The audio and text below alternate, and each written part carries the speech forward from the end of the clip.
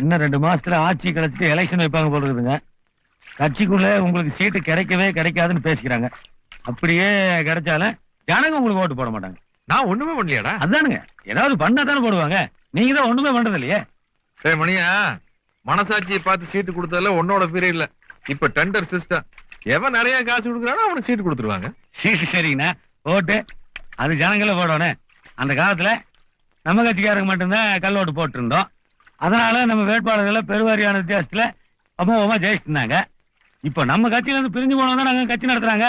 அவங்க கள்ள ஓட்டு பின்றாங்களே. ஒரு தொகுதியில மொத்த வாக்காளர் எண்ணிக்கை 3,56,000, பதிவான வாக்கு 5,86,000. எப்படி? அதனால ஜனங்க காலில் விழுகிறத தவிர வேற வழியே கிடையாது.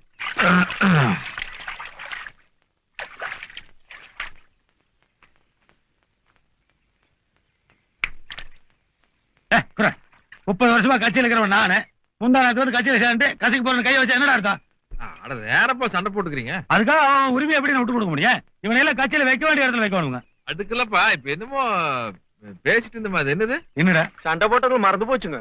தகராறுல விட்டு அடிச்சுக்கோங்க. ஓஹோ, சண்டை போட்டா அப்ப பழசெல்லாம் மறந்து போயிருமா? அப்ப ஜனங்களுக்குள்ள நாமளே சண்டையை மூட்டி விட்டோம்னா நாம செஞ்ச தப்பையெல்லாம் ஜனங்க மறந்துடுவானுங்க, நம்மளுக்கு ஓட்டு போட்டுருவானுங்க.